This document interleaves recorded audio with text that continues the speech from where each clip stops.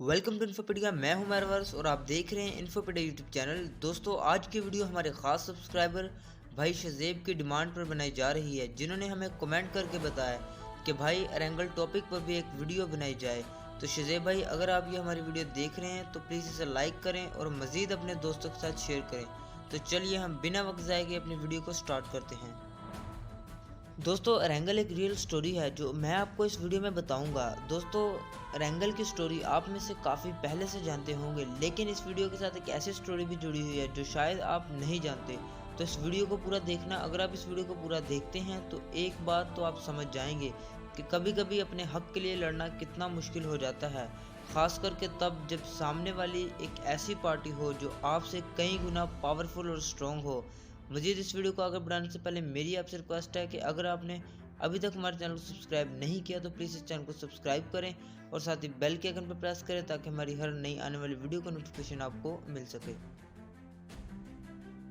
दोस्तों, एरेंगल तो सिर्फ एक मैप का नाम है, लेकिन इस मैप का डिज़ाइन एक रशियन आइलैंड से लिया गया है। ये आइलैंड रशिया के काफ़ी नज़दीक है और ये अभी भी वहाँ मौजूद है, लेकिन फ़र्क सिर्फ इतना है कि किसी वक्त यहाँ बहुत खुशियाँ और चहल पहल होती थी, लेकिन अब यहाँ चारों तरफ सन्नाटा ही सन्नाटा है।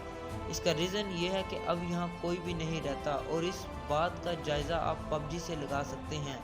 एक टाइम ऐसा था कि यहाँ मिलिट्री भी रहा करती थी और यहाँ अच्छी खासी पॉपुलेशन भी रहती थी। आखिर इस आइलैंड पर ऐसा क्या हुआ कि पूरा आइलैंड ही वीरान हो गया? और इसकी शुरुआत 1950 में हुई थी जब वर्ल्ड वॉर 2 ख़त्म हुई थी और उसी दौरान इस आइलैंड पर मिलिट्री का कब्ज़ा भी था। वो इस आइलैंड पर बायोलॉजिकल वेपन टेस्टिंग करते थे और हैरानगी की बात तो ये है कि वो यहाँ के लोगों पर वेपन टेस्टिंग करते थे। और जब आइलैंड के लोगों को ये बात पता चली तो वो काफ़ी ज़्यादा डर गए और इन्होंने ये फैसला किया कि अब ये लोग मिलिट्री के ख़िलाफ़ प्रोटेस्ट करेंगे और इन्होंने प्रोटेस्ट करना शुरू कर दिया और इनका प्रोटेस्ट काफ़ी बढ़ने लगा। और मिलिट्री ने उनकी आवाज़ दबाने की काफ़ी कोशिश की कि जितना हो सके उनके प्रोटेस्ट को तोड़ डालें और उनके पूरे प्रोटेस्ट को ख़त्म कर दें, जैसा कि हमें इस गेम में देखने को मिलता है, जहां एक ब्लू वॉल हमें एक सर्कल के अंदर रहने के लिए फोर्स करती है, यानी रेड जोन।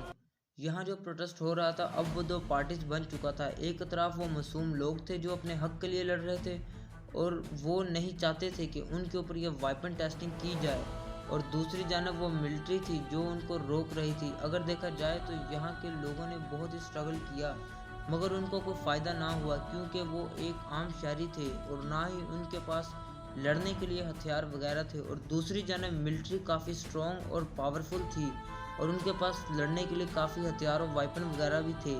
और आखिरकार वहाँ के लोगों ने फैसला किया कि अब वो यहाँ से चले जाएंगे और सारे लोग चले गए। और दोस्तों, इस आइलैंड का सारा मैप आपको पबजी में देखने को मिलता है, जिसे एरेंगल का नाम दिया गया है।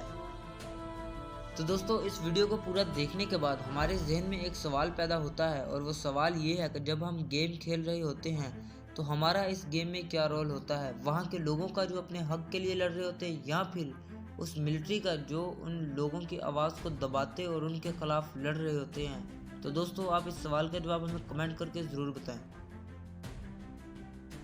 उम्मीद करते हैं कि आज की वीडियो आपको अच्छी लगी होगी और इसी तरह हमारी मज़ीद वीडियोस देखने के लिए हमारे यूट्यूब चैनल को सब्सक्राइब करें और इस वीडियो के डिस्क्रिप्शन में हमने अपने फेसबुक पेज का लिंक दे दिया है, उसे जाकर लाइक करें, फॉलो करें, अपने दोस्तों के साथ शेयर करें। फिर मिलेंगे एक नई वीडियो के साथ, तब तक के लिए अपना बहुत सारा ख्याल रखिए। खुदा हाफिज़।